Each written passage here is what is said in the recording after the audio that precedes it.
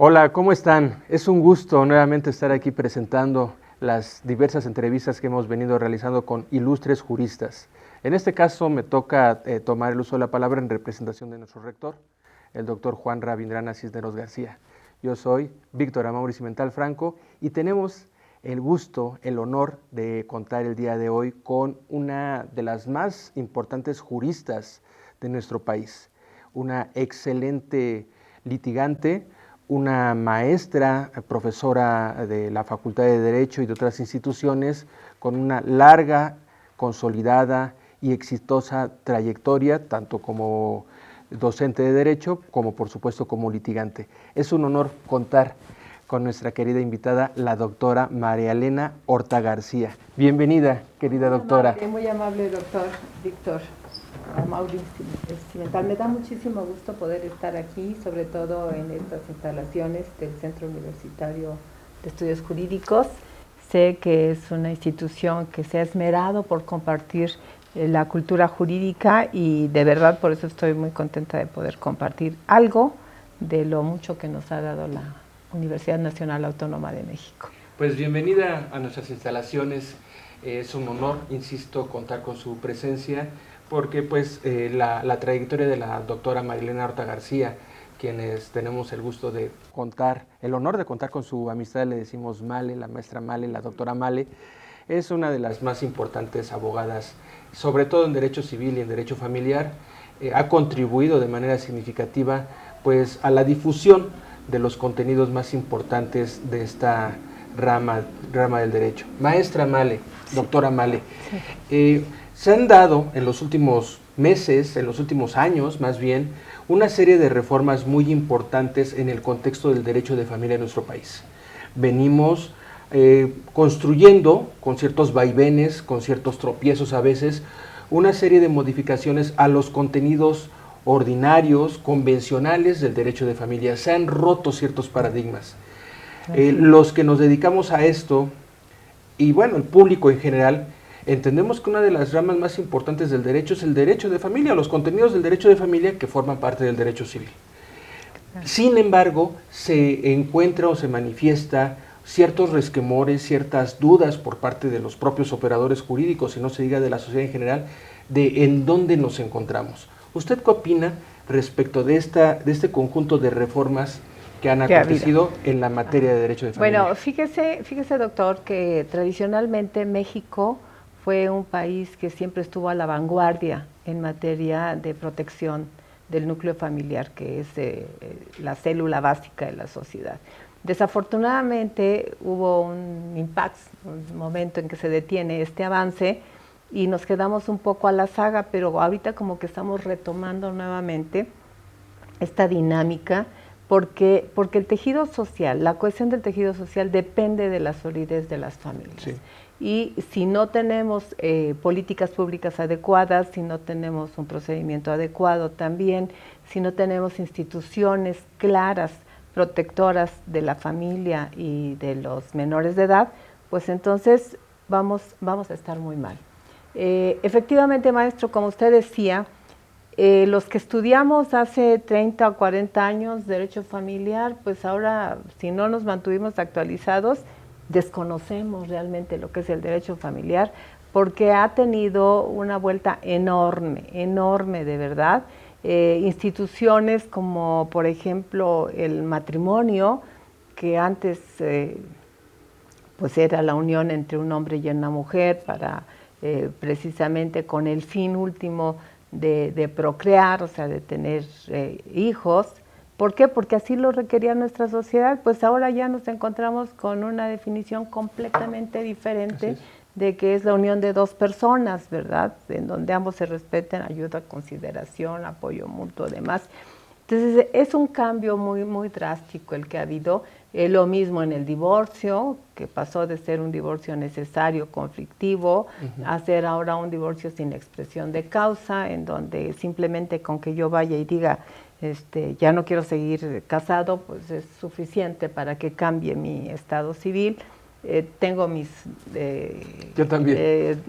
Reservas en respecto de esa incausalidad, ¿no? De la benevolencia de esta institución, porque no fue debidamente estructurada, no hay una sistemática adecuada, pero bueno, ahí está. O sea, la ley ahí está y no la podemos modificar. Lo mismo ha sucedido con, no sé, con otras instituciones importantísimas, y el día de hoy lo que yo quiero principalmente hablar con ustedes es respecto de la obligación de proporcionar alimentos. ¿Por qué? Porque tradicionalmente había una institución protectora de los menores de edad que era la patria potestad, y la patria potestad era el poder del padre sobre los hijos. Si nosotros analizamos actualmente esa institución, nos vamos a dar cuenta que es un derecho de los hijos para tener una vida feliz, que es muy diferente a lo que era antes. Entonces tenemos que cambiar esas instituciones. Excelente. También. En cuanto a los alimentos, fíjese, cuando hablamos de alimentos, el común de las personas que no conoce términos jurídicos piensa que nos estamos refiriendo a la comida. Ajá. Y eso no es así. O sea, los alimentos son todo lo necesario para el desarrollo integral de la familia, y en particular el artículo 308 del Código Civil para la ciudad, aplicable en la Ciudad de México, nos dice que no solamente es la comida, sino es el vestido, es la habitación, es la atención médica, es la atención hospitalaria. En caso de las mujeres que están en proceso de gestación, los gastos del embarazo, los gastos del alumbramiento. En caso de los menores de edad, obviamente que lo más importante pues es todos los gastos de educación y hasta la recreación, porque forma parte también del desarrollo integral del ser humano. Se habla de alimentos en relación con las personas que sufren alguna discapacidad, claro, y que no se los pueden proporcionar a sí mismos, y también de alimentos para las personas adultas mayores que carecen de recursos y que ya no tienen la fuerza necesaria para poder trabajar y subsistir, porque además en los alimentos hay principios muy importantes. Ajá, exactamente. El que los da, a su vez, a futuro tiene el derecho a recibirlos. La famosa reciprocidad. Exactamente. También estamos hablando de este binomio indisoluble que son posibilidades, necesidades, es el equilibrio, ¿no? ¿Por qué? Porque si bien es cierto que todos los seres humanos tenemos muchas necesidades cuando no podemos subsistir por nosotros mismos, también es cierto que el deudor alimentario no siempre tiene todos los recursos pues, que nosotros quisiéramos, ¿no? Hay personas que a pesar de que tienen toda la buena intención, pues no pueden hacerlo. O sea, yo creo que, fíjense que los alimentos, yo creo que es el primer principio de solidaridad humana. Exacto. ¿Sí? Y por fortuna en nuestra legislación, los principios a los cuales está usted aludiendo están expuestos en la propia normatividad. Claro. Aquí la pregunta sería, bueno, dos preguntas, maestra, para el auditorio que nos sigue. La primera, ¿quiénes tienen la obligación de proporcionar los alimentos en este concepto genérico que usted nos explicaba? Y por otro lado, a su vez, explicarnos un poquito más a detalle quiénes tienen ese derecho a exigirlo. La primera pregunta. Claro. Y la segunda, que va estrechamente vinculada. ¿Cómo esto se puede o se lleva a la práctica en el contexto de los litigios en nuestro país? Bueno, como les decía, es un principio de solidaridad humana el atender a todas las necesidades de nuestros congéneres que lo necesitan. ¿Quién tiene obligación jurídicamente de dar alimentos? En primer lugar, los progenitores. Y estamos hablando de papá y mamá, no solamente de uno de ellos, de los dos. En la proporcionalidad a sus saberes, es decir, de acuerdo con las posibilidades que tenga cada uno de ellos. En caso de que papá y mamá, por algún motivo, por alguna enfermedad grave, porque se quedaron sin trabajo, porque tuvieron un accidente, qué sé yo, 1000 cosas que pueden suceder, no puedan hacerse cargo del desarrollo integral de los menores de edad, entonces están los abuelos, ¿sí? Esto es algo que generalmente se ha transgiversado. ¿Por qué? Porque originalmente decían, bueno, pues si no están los papás ya no hay quien pague alimentos. Y después cuando se empezó a difundir el hecho de que los abuelos también no tenían obligación de darlo, pues se fueron a la carga sobre los abuelos, y no es así. Se tiene que acreditar primero que los padres están imposibilitados para dar los alimentos, no por gusto, sino por necesidad.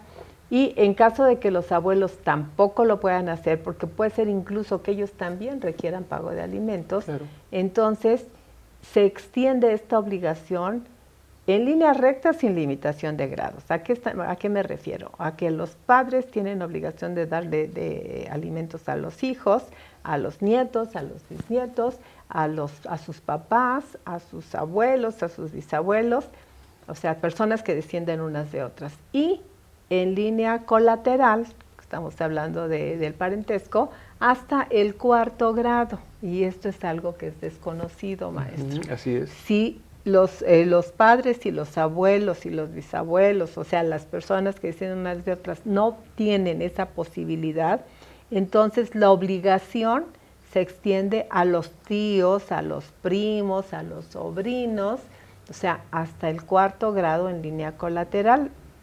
La verdad, yo en la práctica han sido contadísimas las ocasiones en las que he visto un litigio de esta forma, pero que sí existe en la ley. Sí existe la ley y sí existe la posibilidad. Entonces son las obligaciones. Hay principios que rigen a los alimentos, como es el que acabamos de mencionar, que es el de reciprocidad. También está el de proporcionalidad, que es decir, de acuerdo con el tipo de deudores alimentarios que hay, es la obligación que se tiene. Por ejemplo, si papá y mamá tienen los mismos ingresos, pues entonces tienen que ser proporcionales los pagos de los alimentos para los menores de edad. Y hago un énfasis especial porque pues también ya ve que se ha modificado mucho el lenguaje jurídico y ahora tenemos que utilizar un lenguaje incluyente, y en este lenguaje incluyente ya no se habla de menores, sino se habla de menores de edad o de niños, niñas y adolescentes, de acuerdo con los lineamientos del contexto internacional.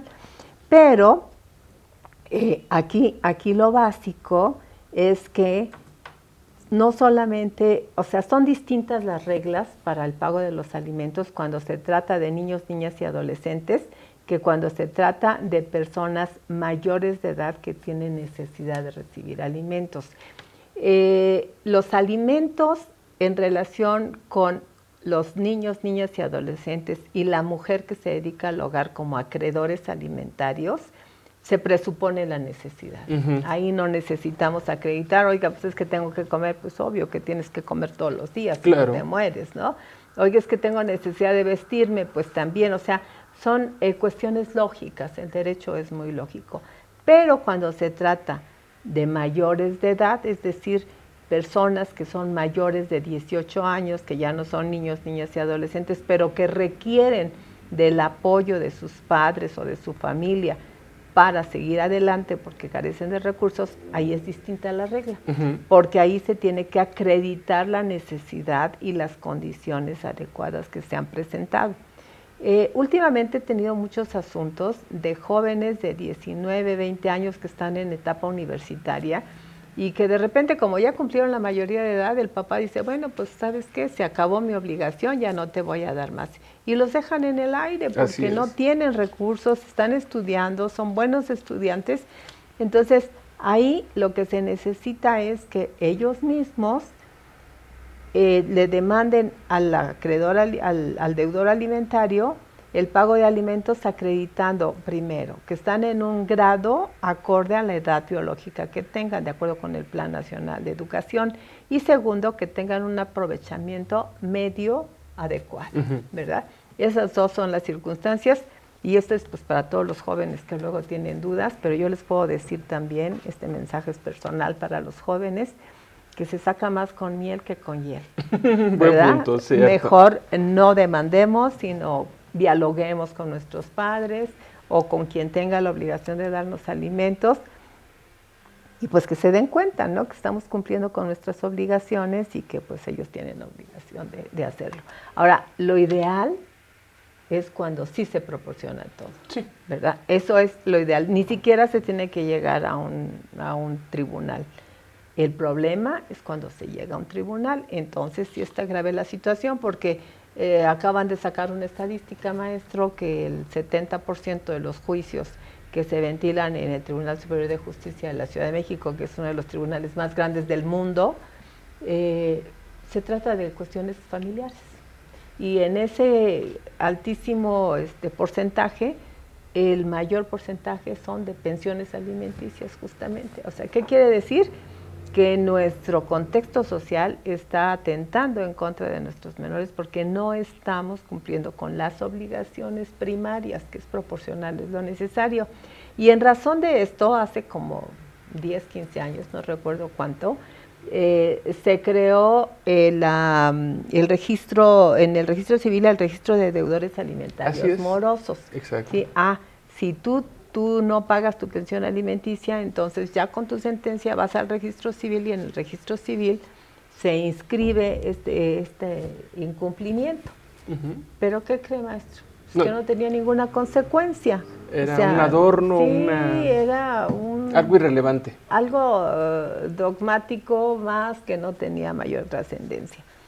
Pero como regalo de 10 de mayo, 2023, el día 7 de mayo de este año, se modificó la ley que protege a niños, niñas y adolescentes y particularmente se modifica el artículo 135 sextis, en donde ahí sí ya se señalan las consecuencias del incumplimiento del pago de las pensiones alimenticias. O sea, ¿qué pasa si yo tengo obligación de cumplir y no cumplo?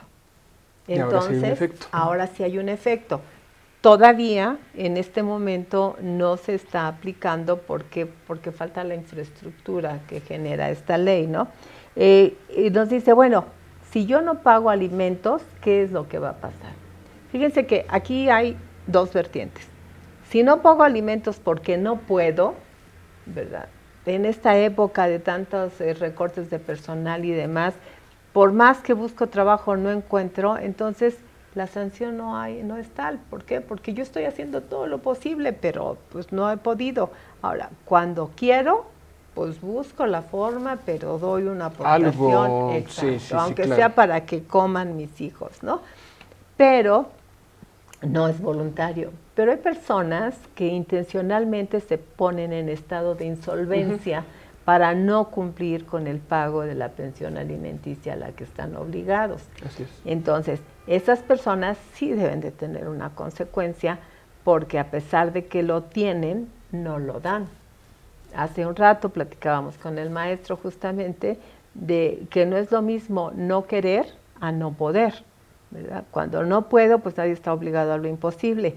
Y algo que sí quisiera yo que quedara muy puntual, maestro, es que el derecho de convivir con mis hijos no se condiciona al hecho de que yo dé pensión alimenticia. También son dos temas que se tienen que separar. Claro. Porque muchas veces lamentablemente se utilizan a los niños como moneda de cambio. Así es. O sea, son como rehenes, ¿no? Si no das dinero, entonces no hay hijos. No, la convivencia con ambos padres es un derecho de los hijos, no de los padres. O sea, dicen, es que yo tengo derecho a... No, usted tiene obligación, es un deber de crianza, que es completamente diferente, ¿no? Ahora, si no cumples, entonces, ¿qué pasa? Si no cumples, este artículo que se acaba de modificar y que, bueno, pues realmente siento que sí va a tener efecto a futuro, por supuesto, porque todavía no lo tenemos, es el que está creando lo que se llama el Registro Nacional de Obligaciones Alimentarias. Registro Nacional de Obligaciones Alimentarias que ya va a impactar en toda la República, porque la materia de alimentos es una materia que se ha estado regulando en cada código de cada entidad federativa. Es decir, si usted vive en Chihuahua y quiere demandar pago de alimentos, tendrá que sujetarse a lo que diga el Código Civil de Chihuahua. Si usted vive en Zacatecas y quiere demandar pago de alimentos, tiene que ver lo que diga el Código Familiar, porque además hasta en eso diferimos. Sí, algunos estados tienen Código Civil y Familiar y otros nada más civil. Y otros nada más civil, entonces tendría que ver el Código Familiar, que es lo que dice, porque además Zacatecas pues está muy bien estructurado el derecho familiar, porque tiene su propio código y además le reconoce personalidad a la familia, cosa que pues nosotros no estamos manejando muy bien. Pero regreso a las consecuencias. Me gusta mucho porque yo pienso que con esto sí se va a lograr una cohesión, una coacción que antes no existía y que pues desgraciadamente pues se tiene que llegar a eso, ¿no? ¿Por qué? Porque este Registro Nacional de Obligaciones Alimentarias es para inscribir las sentencias de pago de alimentos que no se han cumplido. Y si yo estoy en ese Registro Nacional de Obligaciones Alimentarias, voy a tener varias consecuencias.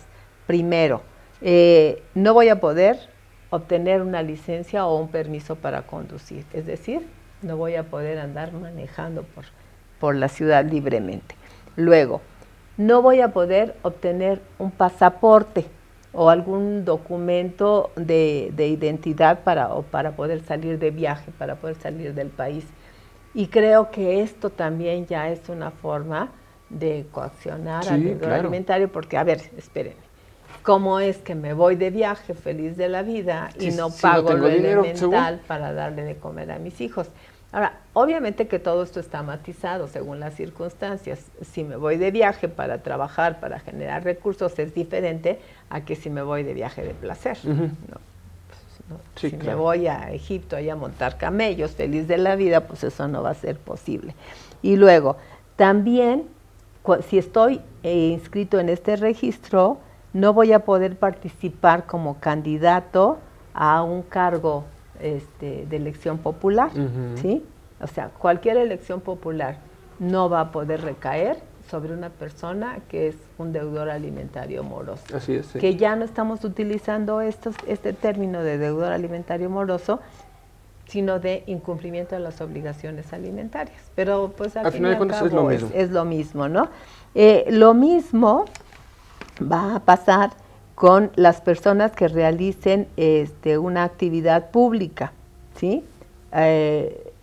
Que sean funcionarios públicos, bueno, pues van a estar sancionados.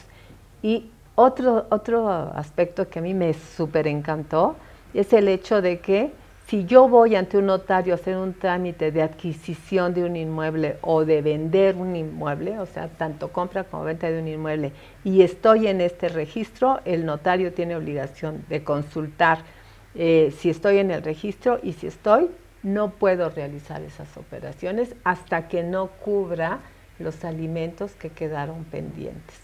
Así está un poco, pues, fuerte, presionante. Obviamente mucha gente dice que es un atentado en contra de los derechos humanos y en contra de la libertad, pero ¿qué mayor derecho humano que el de un niño o una niña a ser felices y a tener todo lo necesario para un desarrollo adecuado? O sea, no lujos, no ostentación, pero sí lo necesario para que pueda proyectarse en la vida. Que sepa que mañana va a tener algo que llevarse a la boca, que sepa que si está en su casa nadie lo va a molestar, ¿verdad? Que sepa que va a poder ir a una escuela tranquilamente. Todo eso es necesario, ¿sí? Y otra consecuencia es que cuando se presente una solicitud de matrimonio ante el juez del registro civil, si están inscritos en este Registro Nacional de Obligaciones Alimentarias, se hará un llamamiento especial para que los futuros consortes pues sepan a qué en qué circunstancias están entrando. A qué se refieren. Ahora, ¿cómo se va a implementar todo esto? Pues en un sistema mediante el DIF, o sea, mediante el Sistema Nacional del Desarrollo Integral para la Familia, se va a crear una Procuraduría de Protección o un Sistema Nacional de Protección Integral. Esto está en proceso de elaboración, ¿verdad? Todavía no lo tenemos, pero ya sabemos que muy pronto lo vamos a tener y que sí va a haber una consecuencia fuerte para los deudores alimentarios. ¿Por qué? Porque no es justo que tengamos hijos y que luego los abandonemos. Recuerden que lo primero que se tiene que proteger es a los niños, niñas y adolescentes. Y decimos niños y niñas cuando sean menores de 12 años y los adolescentes serán entre los 12 y los 16 años más o menos, los 18, porque ya cumpliendo 18 años, bueno, pues ya para la ley son adultos. Ya son adultos, ya tienen obligaciones que cumplir, ya tienen derechos que hacer valer por sí mismos, pues ya es diferente la situación. Entonces, un gran problema que tenemos en los juzgados, de acuerdo con lo que usted me preguntaba, maestro, un gran problema que tenemos es, primero, el cúmulo de trabajo, que es impresionante, por todo el número de pensiones alimenticias. El segundo es la incertidumbre de los ingresos del deudor alimentario. Cuando el deudor alimentario, que puede ser papá, mamá, abuelos o los familiares que ya mencionamos, hasta los colaterales hasta el 4º grado, cuando tienen un trabajo fijo no hay problema, porque se fija un porcentaje y se le descuenta directamente de su centro de trabajo. Y se le descuenta no solamente del pago ordinario, sino también de todos los pagos extraordinarios, como son el aguinaldo, el reparto de utilidades, los bonos que pudieran tener, todo absolutamente entra dentro de ese porcentaje. Pero, ¿qué pasa cuando son personas que trabajan por su cuenta y cuando no hay forma de acreditarles los ingresos, que no pagan impuestos, que están en la economía informal? Exactamente. Entonces, ahí sí hay grave problema, porque no podemos acreditar cuánto ganan, ni dónde trabajan, ni quiénes son sus clientes, ni cómo buscar la forma, ¿no? Entonces, ese es uno de los conflictos con los que nos encontramos día a día en los tribunales. Personas que de repente desaparecen y que ya no las encontramos por ningún lado porque no tienen un domicilio cierto, no tienen un domicilio conocido. Entonces, a pesar de que son deudores alimentarios, pues no lo podemos hacer. Ese es un grave problema. Y el tercer problema gravísimo que tenemos es la falta de un criterio uniforme para fijar el monto de lo que corresponda como pensión alimenticia. Ahí en ese punto, querida doctora María Elena Horta, precisamente como bien acaba de decir, en la normatividad no existe un parámetro objetivo que aluda a ese descuento. Entonces, se deja con una gran libertad al órgano jurisdiccional, es cierto, orientado por los elementos proporcionados por las partes con base en estos principios de proporcionalidad y ese binomio entre capacidad y necesidad. Pero no deja de ser algo abierto que para efectos de los justiciables pues se traduce en principio en incertidumbre, claro, y segundo en inequidad, porque a algunos les descuentan un porcentaje elevado con pocos acreedores y a otros les descuentan un porcentaje muy bajo con muchos acreedores. Así es. Al respecto, ¿cuál es su opinión, maestra? Fíjese que esto está muy complicado para resolver, la verdad. Yo ahorita estoy dirigiendo una tesis de doctorado en donde el doctorando es matemático. Él estudió matemáticas, no sé, creo que es actuaría o algo así, y se doctoró en esa materia. Y entonces me dice, creo que el problema es hay que hacer números, ¿sí?, para saber cómo se puede determinar. Y él basa su trabajo en la creación de un sistema de trabajo social en donde se pueda verificar efectivamente cuál es el estatus socioeconómico que tenían las personas para saber qué les corresponde, porque no es lo mismo el pago de alimentos de una persona que tiene muchos recursos económicos, vamos a suponer un empresario que tiene 4 o 5 industrias, ¿verdad?, a un trabajador que gana el sueldo mínimo. O sea, es una gran diferencia.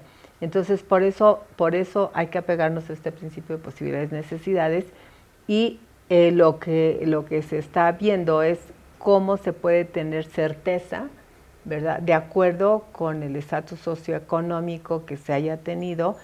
Originalmente se trató de utilizar una fórmula de decir, bueno, es el 15% de lo que gane el deudor alimentario para cada uno de los acreedores alimentarios.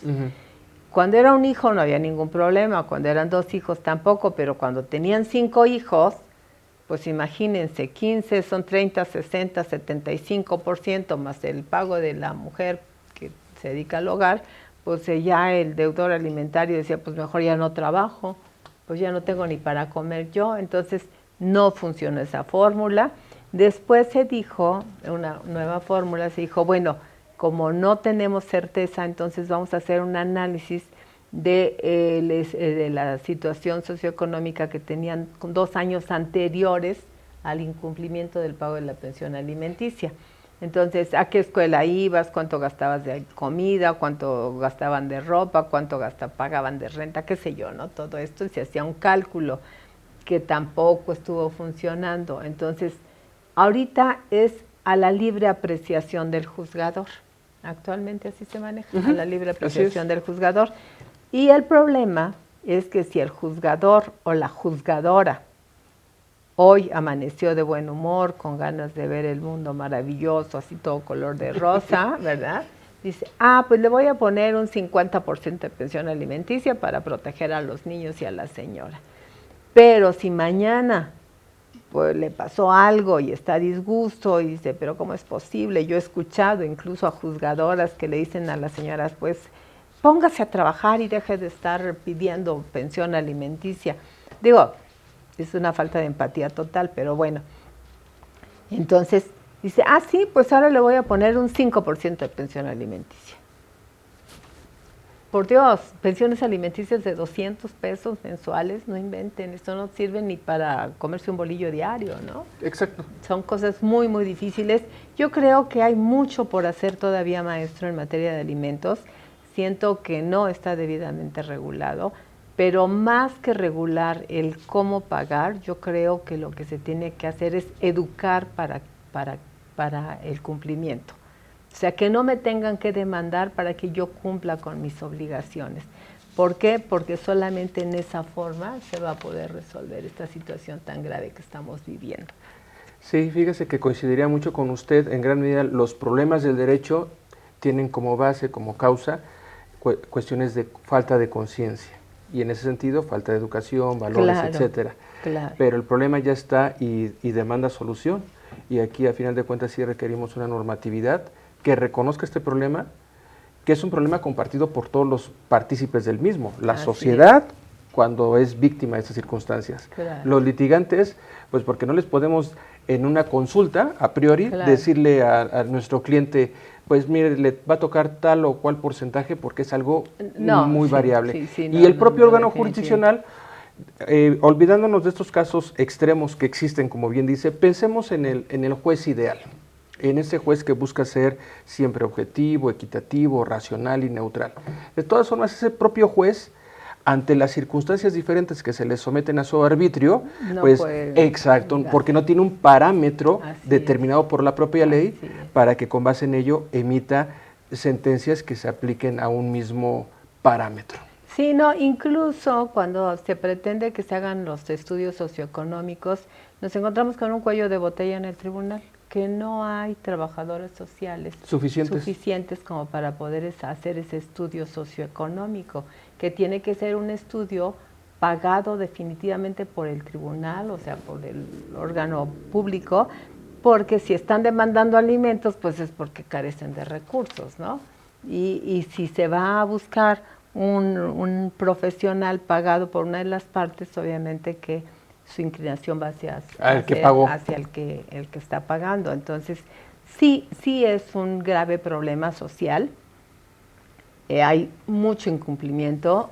Yo creo que nosotros como profesionales del derecho, nuestra obligación es hacer conciencia en todos los jóvenes que pasan por las aulas universitarias de que es un deber de solidaridad, es una obligación que no tienen que exigirnosla, sino que tenemos que cumplir el pago de los alimentos. Y eso me estoy refiriendo nada más a los alimentos para niños, niñas y adolescentes, que son los que tienen prioridad, el principio fundamental de protección a los menores de edad, porque también tenemos el caso de los adultos mayores que requieren alimentos y que trabajaron toda una vida para que sus hijos fueran profesionales exitosos, que tienen al hijo ingeniero, al hijo médico, al hijo licenciado, que todos tienen una situación económica desahogada y que el papá pues ya envejeció, los papás, la mamá ya envejecieron, ya utilizaron todos sus recursos por apoyarlos a ellos, y cuando requieren el apoyo de los hijos, todo el mundo se va. Dicen, no, yo ya tengo a mi familia, yo tengo que cubrir lo mío, pero pues no se olviden que es solidaridad la que tenemos que utilizar, ¿no? Y no es una cuestión que nada más deberíamos verla como un deber moral. Por fortuna está plasmado en la ley y entonces también es un deber jurídico. Sí. Un deber jurídico. Los hijos tienen obligación de darle alimentos a los padres cuando estos carecen de medios y de posibilidades para llegárselo a sí mismos. Ahora van a decir, bueno, es que somos 5 hermanos. Bueno, pues la proporcionalidad ahí está. Dividan la pensión alimenticia entre los 5 de acuerdo con sus posibilidades y lo van a cumplir, y pues es lo mínimo que se puede hacer, ¿no? Muy de acuerdo. Apoyar a esto. Las personas que tienen alguna discapacidad también requieren del apoyo solidario de sus familias para poder salir adelante, ¿no? Entonces digo, las circunstancias son diferentes, pero las necesidades son las mismas. Exacto, muy bien dicho. No, querida maestra Male, muchísimas gracias por haber venido con nosotros. Seguramente las personas que nos estarán siguiendo y que estarán viendo este programa se llevan un mensaje muy significativo, y pues quisiera aprovechar para comprometerla para otra próxima invitación y que nos comparta de su vasto conocimiento jurídico. No, pues con muchísimo gusto, de verdad lo hago, y pues obvio aprovecho para mandarle un fuerte abrazo al doctor Juan Rabinat Cisneros, que pues es un profesional muy comprometido también y que ha hecho posible estos foros. Si alguna persona tuviera interés por contactarla, ¿hay algún medio al cual se pueda comunicar con usted? Claro que sí. Miren, yo, aparte de ser catedrática de la Universidad Nacional Autónoma de México a nivel licenciatura y posgrado, soy litigante de toda la vida. Entonces eso nos ayuda muchísimo porque estamos combinando la teoría con la práctica. El hacer cotidiano, el estar en tribunales nos da una perspectiva distinta de la problemática social que se genera en materia familiar. El despacho tiene números telefónicos 55 44 64 20 y 55 55 49 20 21. En caso de alguna urgencia, de alguna consulta, pues mi número celular, pero solamente por urgencia, ¿verdad? Con mucho gusto los atendemos, es 55 31 41 42 63.